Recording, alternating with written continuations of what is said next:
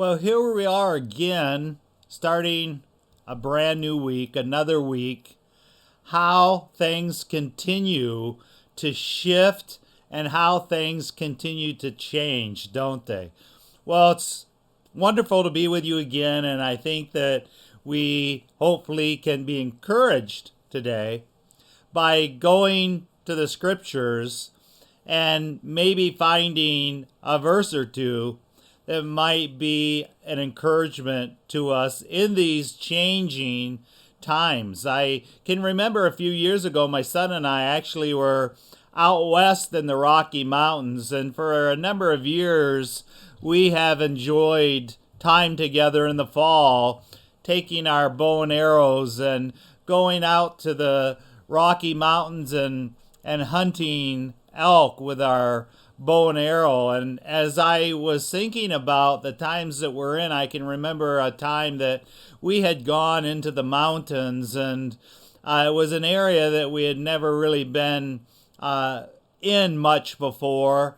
And we had gotten to a certain place and we were listening, and it was probably at that time about 3 o'clock in the afternoon.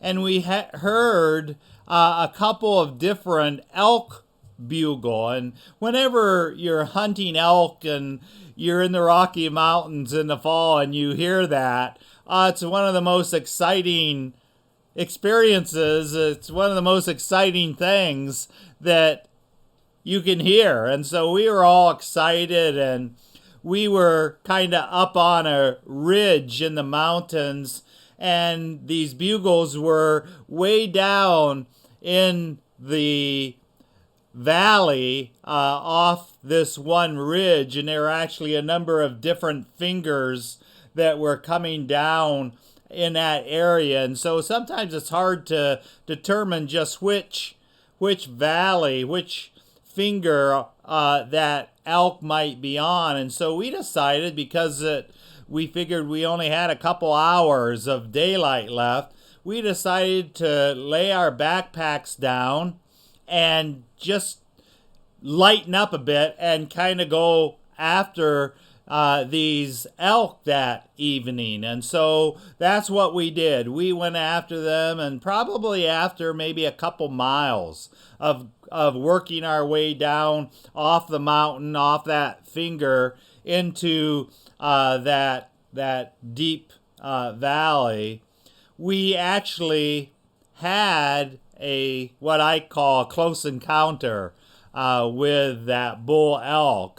We didn't harvest the elk, but as that all played out, all of a sudden, the sun had set, and we found ourselves deep in this valley without our backpacks. And come to find out, in the haste and the excitement of going after these elk, we had not done what we should have made sure to have done.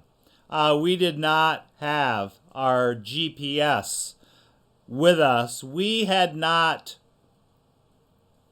marked where we had begun. We had not taken the time to wisely take that GPS unit and have it with us, so when our hunt was over, we could look at that and retrace our steps back out, or go to our starting point and be guided back out of the woods. Well, what happened was it got dark. We did have headlamps, but we lost even the horizon. We lost any point of reference. We were deep in this valley with the forest all around us. And so basically what ended up happening was we were lost. And so we kind of guessed and said, we'll go this way and we'll kind of maneuver that way, and hopefully, we'll find our way out. Well, make a long story short, we did, after half a night early into the morning, we finally found our way out of that situation. But it was kind of an uneasy situation to be in. It was kind of, to a certain extent, a scary situation to be in. Not knowing where you were, being disoriented to a certain extent, and being lost. Well, the reason I share this is in the times that we live in, there's something new happening all the time, isn't there?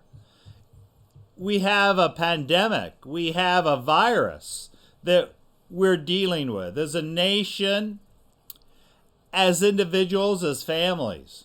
On top of that now, in the past week, we see a lot of unrest in our country. We have seen unrest in the fact that people want to get back to doing the things that they need to do. People want to get back to work. The phrase, the country needs to reopen, when certain areas of the country aren't reopening. And so there's that tension. Then on top of that, we had this horrible tragedy of this police officer putting his knee on the neck of a man, and that man passing away. And so now we've got protests. Beyond that, we have riots.